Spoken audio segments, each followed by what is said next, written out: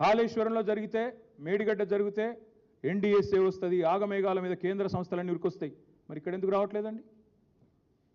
ఇది కాంగ్రెసు పైన ఉన్న వాళ్ళు, ఢిల్లీలో ఉండే బీజేపీ ప్రభుత్వం కుమ్మక్కని మేము అనుకోవడానికి వీల్లేదా? మేడిగడ్డలో మాత్రం ఆగమేఘాల మీద 24 గంటల్లో ఎన్డీఎస్ఏ వస్తుంది, 48 గంటల్లో రిపోర్ట్ వస్తుంది. ఆగమాగం ఏదో జరిగిపోయింది, ఏమో అయిపోయింది అని వాళ్ళు వీళ్ళు కూడబలుక్కొని మాట్లాడతారు. ఇవాళ ఎందుకంటే ఒక్క బీజేపీ నాయకుడు మాట్లాడతలేడు? ఎందుకు ఒక్క కేంద్ర సంస్థ ముందుకు వస్తలేదు ఎంక్వైరీకి? తప్పకుండా ఇది ప్రజలు ఆలోచించాలి. కాబట్టి నేను రాష్ట్ర ప్రజలకు కూడా చేసే విజ్ఞప్తి, ఇందులో పారదర్శకంగా నిజాలు బయటికి రావాలి అంటే ఒక జ్యుడిషియల్ ఎంక్వైరీ చేయండి. ఒక జ్యుడిషియల్ ఎంక్వైరీ చేయండి. సిట్టింగ్ జడ్జితోనే వేయండి, లేదా రిటైర్డ్ జడ్జితోనే వేయండి. ఎవరి తప్పేందో అప్పటిదాకా ఆ సంస్థను బ్లాక్ లిస్ట్లో పెట్టండి. ఏ సంస్థ అయితే నిర్మాణ పనులు చేస్తుందో మీకు చిత్తశుద్ధి ఉంటే ఉప ముఖ్యమంత్రి గారు ఈరోజు సంఘటనా స్థలంలోనే ప్రకటించాలని నేను డిమాండ్ చేస్తా ఉన్నా. బాధ్యులను సస్పెండ్ చేయండి.